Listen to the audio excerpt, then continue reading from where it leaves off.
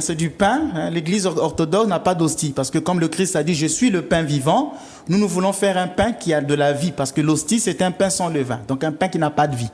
Et ça, c'est aussi une querelle entre les catholiques et les orthodoxes. On appelle la querelle des enzymes.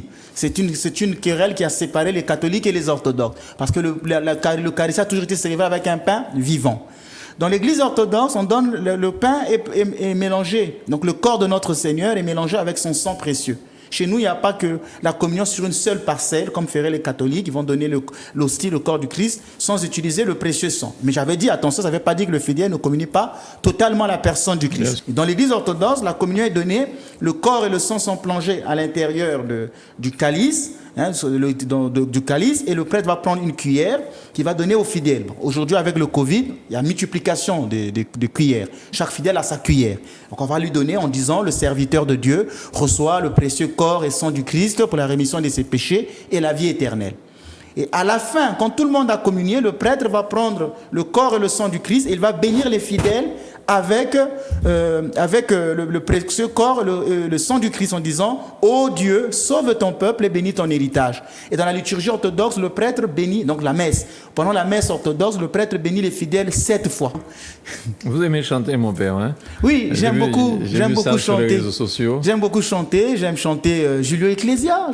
Oui, je chante beaucoup du Julio Ecclésias après le culte. Pas pendant le culte, c'est interdit.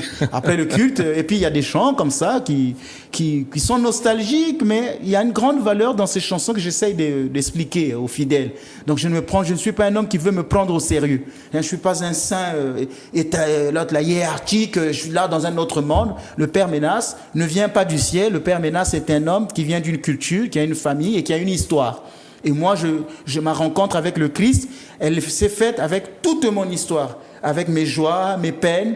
Et si je suis angoissé, je chante du Julio, ce n'est pas un péché. Très bien, oui. Et vous connaissez le groupe Kassav qui a dilué le zouk partout dans le monde.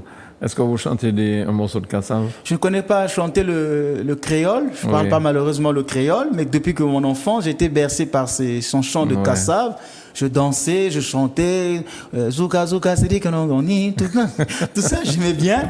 Et puis, parmi les chanteurs de Kassav, j'ai un ami à moi à l'intérieur du groupe, avec qui je prie souvent.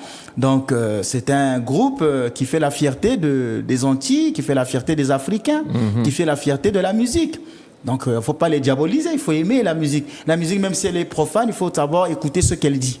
Je ne peux pas écouter une musique profane qui insulte le Christ ou qui a des bêtises. C'est ça. Surtout la musique des jeunes d'aujourd'hui, il y a beaucoup de bêtises. Ce genre de musique, je n'écoute pas. Et parce qu'elle ne contribue pas à sanctifier mes oreilles. Mes oreilles doivent écouter des choses saintes.